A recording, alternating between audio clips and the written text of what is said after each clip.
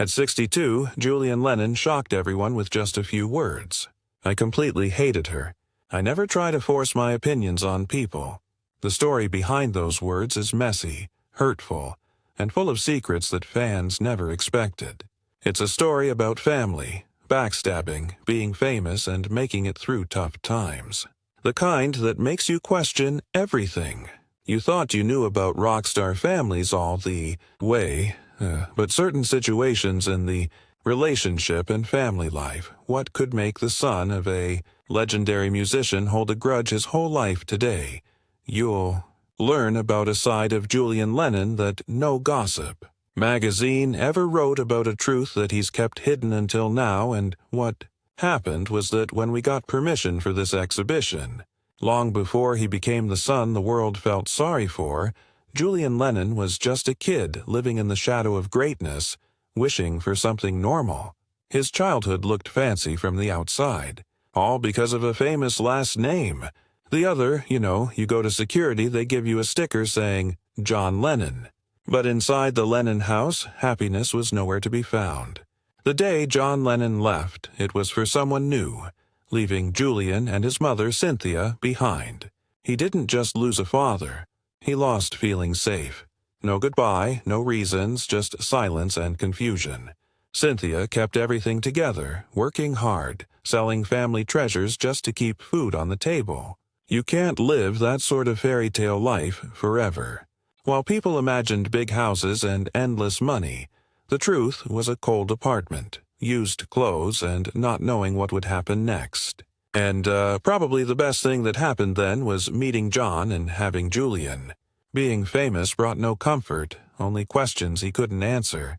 At school, Julian became a target. Kids saw the name, thought he had everything, but he felt empty, alone. They made fun of him, bullied him, sometimes even hit him. Teachers rarely stepped in, thinking he was too rich to need help. And that's hard. That's hard on his mother was his only protection. Her hard work building a weak wall against a world that seemed ready to hurt him. He learned early that legends only matter to people looking from the outside. On the inside, the price is being lonely, not being admired. But Julian stayed strong, pushing through the pain, not letting the world see him break down. The beginning of his story was built not on fame, but surviving. Growing up, Julian was troubled by the image of a father known for peace and love, but who showed little of either at home. Living life in peace. Music. While the world loved John Lennon, Julian saw only being gone, broken promises, and a man he barely knew. It hurt even more to see his father give love to Sean Lennon, his younger half-brother.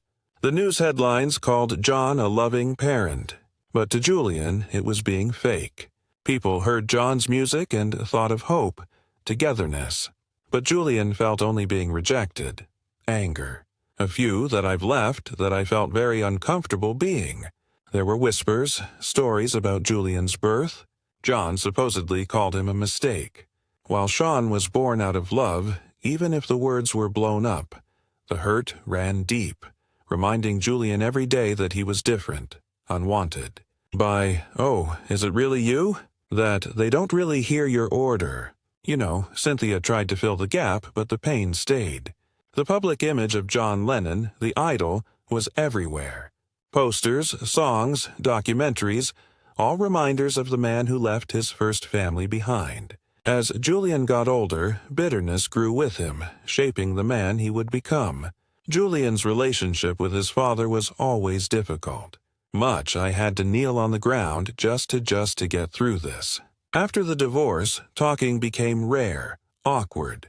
Sometimes there were forced phone calls, the occasional uncomfortable meeting, but nothing real, nothing that helped.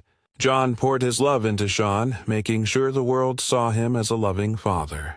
But for Julian, there was no such effort. He watched from far away, wanting to believe he mattered, but always feeling like an outsider. Moments of hope would appear and disappear. A guitar here, a kind word there, but then nothing. Years would pass in silence, right? Yeah, whether it's yeah. Julian wanted a real connection, a father's guidance, but those hopes were always crushed. The feeling of being rejected, the unfairness, it all became too much. He stopped expecting anything from John. The father he needed was never coming back. Instead, he built walls, protection made from disappointment to keep himself from more hurt. Then came the day that changed everything. News of John Lennon's sudden violent death spread around the globe. Music. The world mourned a hero, but Julian's sadness was different. Quieter, heavier. He was just a boy in a small town, separated from the headlines and craziness. He'd talked to his father days before, felt a rare warmth in his voice, sensed a chance of making up. That hope was torn away in an instant. I was thinking, how am I going to do that? The shock, the loss, it was overwhelming. No funeral, no goodbye. Yoko Ono announced there would be no public mourning, just a request to honor John's dreams of peace. Julian was left alone with his memories and regrets. The last words he heard from his father repeated in his mind, not because they were deep, but because they marked an end to any chance at fixing things. The rest of the world cried for a legend, but Julian cried for the father he never truly had. The real backstabbing came up with the reading of the will. John Lennon left nearly everything to Yoko Ono and Sean, barely mentioning Julian.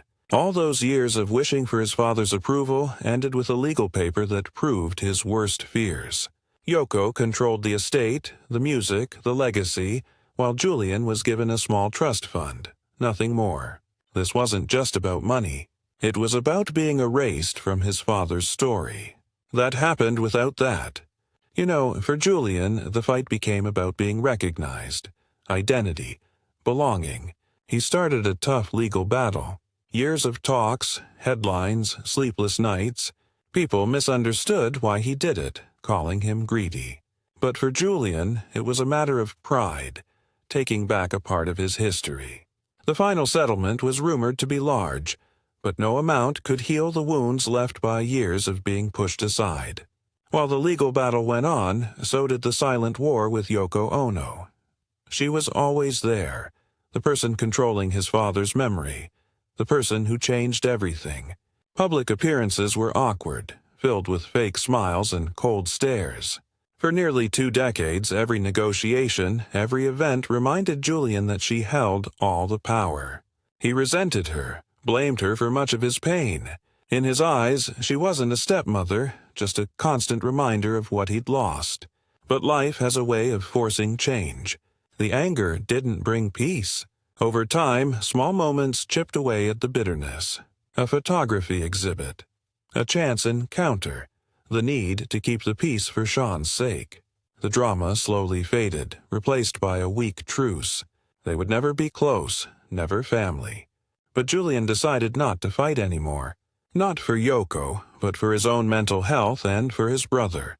Through it all, Julian's relationship with Sean became the anchor that kept him from drifting too far into bitterness. They grew up in different worlds, but pain is a powerful connection. For a long time, distance and jealousy kept them apart. But as adults, they found things in common, shared experiences, understanding each other, and a desire for connection brought them closer. Sean's kindness and acceptance made Julian see the cost of holding on to hate. Moments together, watching old footage, sharing music, laughing about memories, helped Julian heal. For the first time, he felt like he belonged not just to a name, but to a family. The silent feud with Yoko lost its meaning. The only thing that mattered was protecting his bond with Sean. Julian learned that peace doesn't always come with big gestures. Sometimes it's just the quiet decision to let go and move forward. Breaking free from the Lennon name was never easy. No matter where Julian went, people saw his father's shadow, compared his every move to a legend he could never live up to. Music, his first passion, brought constant comparisons and disappointment. The world wanted another John Lennon, not a new artist. The weight of expectations pushed him to reinvent himself. Photography, writing, and personal projects gave him a sense of purpose and identity. He stopped chasing approval and started living for himself. Recent documentaries and renewed Beatles nostalgia never let him forget where he came from. But Julian no longer let it define him.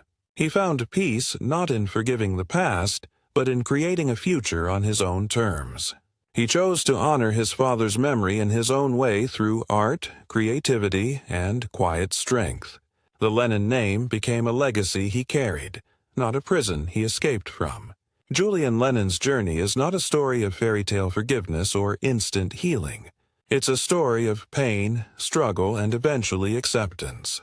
The words, "I completely hated her," carried the weight of years lost, opportunities missed, and a family torn apart by choices none of them could undo. But through it all, Julian found a kind of peace, a weak truce that allowed him to move forward. His story shows the hidden cost of fame, the myth of perfect families, and the strength it takes to build a life in the shadow of a giant. If you've ever struggled with forgiveness or fought with your own past, Julian's journey is a reminder that healing is possible, even if it's never perfect. Thank you for watching, and if you found this story interesting, please like, subscribe, and join us for more untold Hollywood legends.